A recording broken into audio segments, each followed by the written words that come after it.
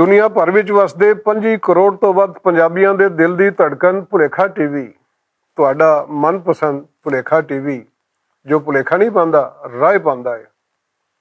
ਤੇ ਉਸ ਭੁਲੇਖਾ ਟੀਵੀ ਦੇ ਪ੍ਰੋਗਰਾਮ ਗੱਲਬਾਤ ਦੇ ਨਾਲ ਹਾਜ਼ਰ ਤੁਹਾਡੀ ਸੇਵਾ ਵਿੱਚ ਤੁਹਾਡਾ ਸੇਵਕ।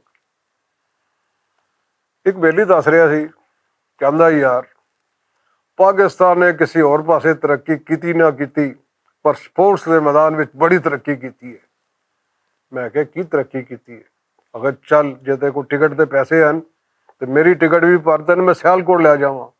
ਕਿਤੇ ਫੁੱਟਬਾਲ ਬਣ ਰਿਹਾ, ਕਿਤੇ ਵਾਲੀਬਾਲ ਬਣ ਰਿਹਾ, ਕਿਤੇ ਕ੍ਰਿਕਟ ਦਾ ਉਹ ਥਾਪਾ ਨਵਾਂ ਕੱਪੜੇ ਧੋਣ ਵਾਲੇ ਜਿਵੇਂ ਥਾਪਾ ਹੁੰਦਾ ਉਹ ਜੇ ਬੈਟ ਬਣ ਰਹੇ ਨੇ, ਕਿਤੇ ਗੇਂਦਾਂ ਬਣ ਰਹੀਆਂ ਨੇ, ਕਿਤੇ ਕੁਛ ਬਣ ਰਿਹਾ, ਕਿਤੇ ਕੁਛ ਬਣ ਰਿਹਾ। ਸਪੋਰਟਸ ਵਿੱਚ ਪਾਕਿਸਤਾਨ ਨੇ ਬਹੁਤ ਤਰੱਕੀ ਕੀਤੀ। ਮੇਰੇ ਕੋਲ ਆਪਣੀ ਟਿਕਟ ਦੇ ਪੈਸੇ ਨਹੀਂ ਸਨ, ਮੈਂ ਉਹਦੀ ਟਿਕਟ ਕੀ ਭਰਨੀ ਸੀ। ਮੈਂ ਕਿਹਾ ਜੋ ਆਖਿਆ ਅਸੀਂ ਸੱਚ ਮੰਨ ਲਿਆ ਸੋਹਣਿਆ, ਵਾਕਈ ਅਸੀਂ ਸਪੋਰਟਸ ਬੜੀ ਤਰੱਕੀ ਕਰ ਰਹੇ ਹਾਂ। ਘਰ ਪਹੁੰਚਿਆ, ਅਖਬਾਰ ਚੁੱਕਿਆ 6 ਦਿਨ ਪੁਰਾਣਾ। ਮੈਂ ਕਿਹਾ ਚਲੋ ਯਾਰ ਸਾਡੇ ਲਈ ਤਾਂ ਨਵਾਂ, ਅਸੀਂ ਕਿਹੜਾ ਕੋਈ 6 ਦਿਨ ਪਹਿਲੇ ਪੜ੍ਹਿਆ।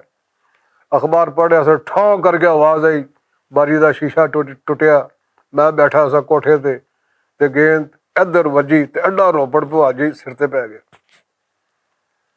ਮੈਨੂੰ ਬੜਾ ਗੁੱਸਾ ਆਇਆ। ਮੈਂ ਕਿਹਾ ਯਾਰ ਦੇਖੋ ਚੰਗਾ ਭਲਾ ਮੈਂ ਹਫ਼ਤਾ ਪੁਰਾਣਾ ਅਖਬਾਰ ਪੜ੍ਹ ਕੇ ਬੜਾ ਬਾਸ਼ਊਰ ਹੋ ਰਿਹਾ ਸਾਂ, ਪਤਾ ਲੱਗ ਰਿਹਾ ਸੀ ਕਿ ਦੁਨੀਆ ਵਿੱਚ ਕੀ ਕੁਝ ਹੋ ਰਿਹਾ।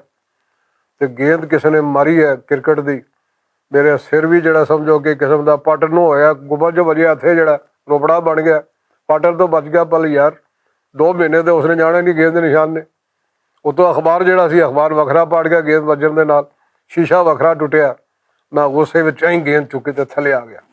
ਮੈਂ ਕਿਹਾ ਮੈਂ ਨਹੀਂ, ਜਾਂ ਆਪ ਨਹੀਂ, ਜਾਂ ਗਾਗ ਨਹੀਂ। ਨਿੱਕੇ ਨਿੱਕੇ ਨਿਆਣੇ ਥਾਪੇ ਫੜ ਕੇ ਤੇ ਕ੍ਰਿਕਟ ਖੇਡ ਰਹੇ ਸਨ। ਮੈਨੂੰ ਵੇਖ ਕੇ ਕਹਿੰਦੇ ਅੰਕਲ ਜੀ ਸਾਡੀ ਗੇਂਦ, ਅੰਕਲ ਜੀ ਸਾਡੀ ਗੇਂਦ। ਮੈਂ ਕਿਹਾ ਗੱਲ ਸੁਣੋ, ਇੱਧਰ ਤੁਸੀਂ ਮੇਰਾ ਰੋਪੜਾ ਸੁਜਾਤਾ ਹੈ, ਮੇਰਾ ਅਖਬਾਰ ਪੜ੍ਹਦਾ, ਉਦੋਂ ਸ਼ੀਸ਼ਾ ਭੰਨਤਾ, ਸ਼ਰਮ ਕਰੋ। ਮੈਂ ਜੇਬ 'ਚੋਂ ਗੇਂਦ ਕੱਢੀ। ਮੈਂ ਕਿਹਾ ਗੇਂਦ ਇਹ ਸ਼ਰਤ ਦਿਆਂਗਾ ਕਿਸੇ ਮੈਦਾਨ 'ਚ ਜਾ ਕੇ ਖੇਡੋ। ਇੱਕ ਨਿਆਣਾ ਕੋਈ ਥੋੜ੍ਹਾ ਜਿਹਾ ਬਾਸ਼ਊਰ ਜਿਹਾ ਨਿਆਣਾ ਲੱਗਦਾ ਸੀ, ਨਿਆਣੇ ਸਾਰੇ ਬਾਸ਼ਊਰ ਹੁੰਦੇ ਨੇ। ਬੰਦਾ ਬੇਅਕਲ ਬੇਸਮਝ ਤੇ ਵੱਡਾ ਹੋ ਕੇ ਹੁੰਦਾ ਹੈ। ਨਿਆਣੇ ਜਦੋਂ ਬੰਦਾ ਹੋਵੇ ਨਿਆਣਾ ਉਦੋਂ ਵਾਕਈ ਬਾਸ਼ਊਰ ਹੁੰਦਾ। ਬੱਚੇ ਨੇ ਆਖਿਆ ਅੰਕਲ ਜੀ ਗੱਲ ਇਹ ਹੈ ਕਿ ਅਸੀਂ ਚਲੇ ਜਾਂਦੇ ਹਾਂ, ਗਲੀ 'ਚ ਨਹੀਂ ਖੇਡਦੇ, ਮੈਦਾਨ ਵਿੱਚ ਚਲੇ ਜਾਂਦੇ, ਪਰ ਇਹ ਦੱਸੋ ਮੈਦਾਨ ਹੈ ਕਿੱਥੇ? ਮੈਂ ਸੋਚਿਆ, ਖੂਬ ਸੋਚਿਆ, ਰੱਜ ਕੇ ਸੋਚਿਆ। ਮੈਂ ਕਿਹਾ ਯਾਰ ਸਿਰਫ ਇੱਕ ਫਿਲਮਾਂ ਦੇ ਵਿੱਚ ਜਿਵੇਂ ਜੰਗ ਦੇ ਮੈਦਾਨ ਹੁੰਦੇ ਨੇ ਉਹੋ ਜਿਹਾ ਮੈਦਾਨ ਹੀ ਰਹਿ ਗਏ ਨੇ ਸਾਡੇ ਇੱਥੇ। ਤੇ ਉੱਥੇ ਵੀ ਕੂੜੇ ਵਾਲੇ ਕਮੇਟੀ ਵਾਲੇ ਢਿੱਗ ਪਾਏ ਨੇ, ਉੱਥੇ ਗੰਦ ਉੱਥੇ ਸੁੱਟੇ ਹੋਏ ਨੇ, ਉੱਥੇ ਵੀ ਥਾਂ ਕੋਈ ਨਹੀਂ ਖੇਡਣ ਦੀ। ਫਿਰ ਮੈਨੂੰ ਗੁੱਸਾ ਆਇਆ, ਚੰਗਾ ਭਲਾ ਗੁੱਸਾ ਆਇਆ ਯਾਰ, ਕੋਈ ਹੋਣਾ ਮੈਂ ਕਿਹਾ 5-7 ਕਿਲੋ ਦਾ ਗੁੱਸਾ। ਮੈਂ ਟੁਰ ਪਿਆ ਸਾਈਕਲ ਤੇ, ਪੂਰਾ ਸ਼ਹਿਰ ਘੁੰਮਿਆ। ਘੁੰਮ ਘੁਮਾ ਕੇ ਵੇਖਿਆ ਕਿ ਉੱਥੇ ਕੋਈ ਵੀ ਖੇਡ ਦਾ ਮੈਦਾਨ ਨਹੀਂ ਸੀ। ਤੇ ਜਿਹੜਾ 1-2 ਸਰਕਾਰੀ ਮੈਦਾਨ ਸਨ ਉਹਨੂੰ ਮੈਦਾਨ ਕਹਿੰਦਿਆਂ ਵੀ ਸ਼ਰਮ ਆਉਂਦਾ ਸੀ। ਦੱਸੋ ਯਾਰ ਅਸੀਂ ਸਪੋਰਟਸ ਕੀ ਤਰੱਕੀ ਕੀਤੀ ਹੈ? ਸਿਰਫ ਖੇਡਾਂ ਦਾ ਸਮਾਨ ਬਣਾ ਕੇ ਇੰਪੋਰਟ ਐਕਸਪੋਰਟ ਦੇ ਵਿੱਚ ਤਰੱਕੀ ਕੀਤੀ ਹੈ। ਤੇ ਸਾਡੇ ਉਹ ਬਾਲ ਜਿਨ੍ਹਾਂ ਕੋਲ ਖੇਡ ਦੇ ਮੈਦਾਨ ਕੋਈ ਨਹੀਂ, ਉਹ ਗਲੀਆਂ 'ਚ ਖੇਡਣ ਦੇ ਮਜਬੂਰ ਨੇ। ਦੱਸੋ ਉਹਨਾਂ ਦੀ ਸਿਹਤ ਦਾ ਕੀ ਹਾਲ? ਸਿਹਤ ਤੇ ਛੱਡੋ ਯਾਰ ਨਿਆਣਿਆਂ ਦੀ, ਸਾਡੇ ਸ਼ੀਸ਼ਿਆਂ ਦਾ, ਸਾਡੇ ਸਿਰਾਂ ਦਾ ਕੀ ਹਾਲ ਹੋਏਗਾ? ਕਿ ਬਾਲ ਨਾ ਗਲੀਆਂ ਵਿੱਚ ਖੇਡ ਸਕਦੇ ਨੇ, ਬਾਲਾਂ ਲਈ ਖੇਡ ਦੇ ਗਰਾਊਂਡ ਕੋਈ ਨਹੀਂ। ਤੇ ਜਿਸ ਮੁਲਕ ਦੇ ਵਿੱਚ ਆਉਣ ਵਾਲੀ ਨਸਲਾਂ ਲਈ ਖੇਡ ਦੇ ਗਰਾਊਂਡ ਨਹੀਂ ਹੁੰਦੇ, ਉਹ ਸਮਝੋ ਫਿਰ ਉਹ ਉਹੀ ਹੁੰਦਾ, ਹੋਰ ਕੁਛ ਨਹੀਂ ਹੁੰਦਾ ਜਿਹੜਾ ਉਹਦੇ 'ਚ। ਅੱਗੇ ਬ੍ਰਿਟਿਸ਼ ਰਾਜ ਦੇ ਦੌਰ ਵਿੱਚ ਲਾਜ਼ਮੀ ਸੀ ਕਿ ਜੇ ਪ੍ਰਾਇਮਰੀ ਸਕੂਲ ਹੈ ਤੇ ਉਹਦੇ ਵਿੱਚ ਖੇਡ ਦਾ ਐਡਾ ਵੱਡਾ ਇੰਨੇ ਕਨਾਲ ਦਾ, ਇੰਨੇ ਏਕੜਾਂ ਦਾ ਮੈਦਾਨ ਹੋਏਗਾ। ਏਕੜਾਂ ਤੋਂ ਘੱਟ ਤੇ ਮੈਦਾਨ ਹੀ ਨਹੀਂ ਹੁੰਦੇ ਸਨ। ਮਿਡਲ ਸਕੂਲ ਲਈ ਵੱਖਰੇ ਹੁੰਦੇ ਸਨ ਕਿ ਇਹਦੇ ਲਈ ਇੰਨੇ ਏਕੜ ਦੇ ਕ੍ਰਿਕਟ ਦੇ, ਫੁੱਟਬਾਲ ਦੇ, ਵਾਲੀਬਾਲ ਦੇ ਮੈਦਾਨ ਹੋਣਗੇ। ਹਾਈ ਸਕੂਲ 'ਚ ਇੰਨੇ ਹੋਣਗੇ। ਉਸ ਤੋਂ ਵੱਡੇ ਜਿੱਥੇ 12 ਤੱਕ ਕਲਾਸਾਂ ਚੱਲਦੀਆਂ ਨੇ ਉਹਦੇ ਲਈ ਐਡੇ ਐਡੇ ਮੈਦਾਨ ਹੋਣਗੇ। ਉਸ ਤੋਂ ਬਾਅਦ ਕੁਛ ਵੀ ਨਹੀਂ ਰਿਹਾ। ਹੁਣ ਗਲੀ ਮੁਹੱਲਿਆਂ ਦੇ ਵਿੱਚ 5-5 ਮਰਲਾ ਪ੍ਰਾਈਵੇਟ ਪੈਫ ਦੇ ਸਕੂਲ ਰਹਿ ਗਏ ਨੇ। ਤੇ ਸਰਕਾਰੀ ਸਕੂਲ, ਕਿਸੇ ਵੀ ਸਕੂਲ ਦੇ ਵਿੱਚ ਕਿਤੇ ਵਾਸ਼ਰੂਮ ਕੋਈ ਨਹੀਂ, ਕਿਤੇ ਪੱਖੇ ਕੋਈ ਨਹੀਂ, ਕਿਤੇ ਲਾਈਟਾਂ ਕੋਈ ਨਹੀਂ, ਤੇ ਖੇਡ ਦੇ ਗਰਾਊਂਡਾਂ ਦਾ ਤੇ ਤਸੱਵਰ ਹੀ ਕੋਈ ਨਹੀਂ। ਜੇ ਕੋਈ ਉੱਥੋਂ ਦਾ ਜੱਟ ਜ਼ਿਮੀਂਦਾਰ ਕਿਸੇ ਨੂੰ ਤਰਸ ਹੈ, ਉਹਨੇ ਕਿਹਾ ਚਲੋ ਨਿਆਣੋ ਇੱਥੇ ਵਾਂਝੂ ਖੇਡ ਲਓ, ਫੁੱਟਬਾਲ ਖੇਡ ਲਓ, ਮੇਰੇ ਵੱਲ ਖੁੱਲ੍ਹੀ ਇਜਾਜ਼ਤ ਹੈ, ਜਦ ਤੱਕ ਮੈਂ ਫਸਲ ਨਹੀਂ ਕੱਢਦਾ।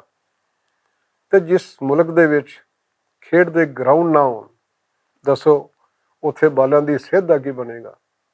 ਇਹ ਦੱਸੋ ਕਿ ਜਿਹੜੀ ਸਾਰੀ ਉਹਨਾਂ ਦੀ એનર્ਜੀ ਜਿਹੜੀ ਹੈ ਕਿਸੇ ਪੋਜ਼ਿਟਿਵ ਪਾਸੇ ਨਿਕਲਣੀ ਚਾਹੀਦੀ ਹੈ, ਉਹ ਜਦੋਂ ਸਪੋਰਟਸ ਰਾਹੀਂ ਉਹ ਕਿਤੇ ਪੋਜ਼ਿਟਿਵ ਮਸ਼ਗਲਿਆਂ ਰਾਹੀਂ ਨਹੀਂ ਨਿਕਲੇਗੀ ਤੇ ਕਿਹੋ ਜਿਹੀਆਂ ਮੁਤਸ਼ੱਦਦ ਜ਼ਿਹਨੀਅਤ ਇੱਥੇ ਪੈਦਾ ਹੋ ਸਕਦੀਆਂ ਨੇ, ਕਿਹੋ ਜਿਹੇ ਨਿਆਣੇ ਪੈਦਾ ਹੋ ਸਕਦੇ ਨੇ ਜਿਨ੍ਹਾਂ ਦੇ ਸਿਰਾਂ 'ਤੇ ਲੋਹੇ ਦੀ ਟੋਪੀਆਂ ਚੜੀਆਂ ਹੋਣ।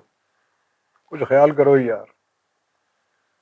ਜੋ ਵੀ ਸਰਕਾਰੀ ਸਕੂਲ ਬਣਦਾ ਹੈ, ਜੋ ਇੱਕ ਮਹਿਕਮਾ ਤਾਲੀਮ ਦਾ ਕਾਨੂੰਨ ਬਣਦਾ ਹੈ, ਉਸ ਕਾਨੂੰਨ ਦੇ ਮੁਤਾਬਕ ਉਸ ਸਕੂਲ ਦੇ ਵਿੱਚ ਖੇਡਾਂ ਦੇ ਗਰਾਊਂਡ ਹੋਣੇ ਚਾਹੀਦੇ ਨੇ, ਸਪੋਰਟਸ ਦਾ ਸਮਾਨ ਹੋਣਾ ਚਾਹੀਦਾ ਹੈ। ਹੋਰ ਗੱਲ ਕਿ ਪੁਰਾਣੇ ਜ਼ਮਾਨੇ ਜਦੋਂ ਸਾਡੇ ਰੰਗੇ ਟਾਟੀਨ ਸਕੂਲ ਆਫ ਥਾਟ ਦੇ ਬੰਦੇ, ਚੰਗੇ ਭਲੇ ਬਾਸ਼ਊਰ ਬੰਦੇ, ਛੱਪੜ ਤੇ ਟਾਟ ਤੇ ਪੜ੍ਹਨ ਵਾਲੇ ਬੰਦੇ ਜਦੋਂ ਆਪਣੇ ਬਚਪਨ ਵਿੱਚ ਸਨ ਤੇ ਸਾਨੂੰ ਮਾਸਟਰ ਜੀ ਕਹਿੰਦੇ ਸਨ, ਓਏ ਕੰਨ ਫਾੜ ਨਹੀਂ ਤੇਲੇ ਮਾਈ ਹੌਬੀ। ਕੋਈ ਨਹੀਂ ਜਾ ਰਹੀ ਸੀ ਮੈਂ ਟਿਕਟਾਂ ਜਨਾਬ ਚੇਪਣਾ ਕਾਪੀਆਂ ਤੇ, ਹਾਲਾਂਕਿ ਟਿਕਟਾਂ ਤੇ ਹੁਣ ਸ਼ਕਲ ਨਹੀਂ ਵੇਖੀ ਹੁੰਦੀ ਸੀ। ਕੋਈ ਕਹਿੰਦਾ ਸੀ ਮੈਨੂੰ ਗਾਰਡਨਿੰਗ ਦਾ ਸ਼ੌਕ ਹੈ, ਕੋਈ ਕਹਿੰਦਾ ਸੀ ਮੈਨੂੰ ਖੇਡਣ ਦਾ ਸ਼ੌਕ ਹੈ, ਕੋਈ ਸ਼ੌਕ ਹੈ। ਇਹ ਕਾਨੂੰਨ ਇਸ ਲਈ ਬਣਿਆ ਸੀ ਕਿ ਬਾਲਾਂ ਦੇ ਅੰਦਰ ਇੱਕ ਐਸੀ ਪੋਜ਼ੀਟਿਵ ਸਲਾਹੀਅਤ ਪੈਦਾ ਹੋਵੇ ਕਿ ਉਹਨਾਂ ਦਾ ਜ਼ਿਹਨ ਇੱਧਰ ਉੱਧਰ ਖਿੰਡਣ ਦੀ ਥਾਂ, ਮਨਫੀ ਜ਼ਿਹਨ ਬਣਨ ਦੀ ਥਾਂ ਕੋਈ ਪੋਜ਼ੀਟਿਵ ਰਸਤੇ 'ਤੇ ਨਿਕਲੇ। ਉਹ ਸੀ ਉਹਨਾਂ ਦੀ ਹੌਬੀ, ਭਾਵੇਂ ਖੇਡ ਦੀ ਹੋਵੇ, ਭਾਵੇਂ ਕੀ ਕਹਿੰਦੇ ਨੇ ਉਹ ਗਾਰਡਨਿੰਗ ਦੀ ਹੋਵੇ, ਕਿਤਾਬਾਂ ਪੜ੍ਹਨ ਦੀ ਹੋਵੇ, ਕਿਸੇ ਦੀ ਹੋਵੇ। ਤੇ ਹੁਣ ਤਾਂ ਯਾਰ ਸਾਡੇ ਪੱਲੇ ਕੁਛ ਵੀ ਨਹੀਂ ਰਿਹਾ, ਸਿਰਫ ਗੱਲਾਂ ਰਹਿ ਗਈਆਂ ਨੇ। ਬਸ ਗੱਲਾਂ ਦੇ ਸੂਤ ਕੱਤੀ ਜਾਓ, ਉਹ ਤੱਪੜ ਬਣਾਈ ਜਾਓ ਜਿਹੜੇ ਕਦੇ ਵੀ ਤਾਨਾ ਬਾਨਾ ਜਿਨ੍ਹਾਂ ਦਾ ਨਹੀਂ ਜੁੜਦਾ ਵਿੱਚ ਖੱਪੇ ਰਹਿੰਦੇ ਨੇ। ਤੇ ਸਾਡੀ ਝੋਲੀ ਤੇ ਰੱਬੋਂ ਹੀ ਅੱਡੀ ਹੋਈ ਹੈ ਤੇ ਖੱਪੇ ਉਸ ਝੋਲੀ ਦੇ ਵਿੱਚ ਵੀ ਨੇ। ਗੱਲ ਨਿੱਕੀ ਜਿਹੀ ਯਾਰ, ਫਰੂਕਾ ਕੀ ਬਣੇਗਾ ਇਸ ਦੁਨੀਆ ਦਾ? ਮੈਨੂੰ ਤੇ ਕੋਈ ਸਮਝ ਨਹੀਂ, ਤੁਹਾਨੂੰ ਹੈ ਜੇ ਸਮਝੋ ਤੇ ਸਮਝਾਓ, ਕਹਾਣੀ ਬੰਨੇ ਲਾਓ। ਗੱਲ ਨਿੱਕੀ ਜਿਹੀ ਯਾਰ ਫਰੂਕਾ ਕੀ ਬਣੇਗਾ ਇਸ ਦੁਨੀਆ ਦਾ? ਗੱਲ ਨਿੱਕੀ ਜਿਹੀ।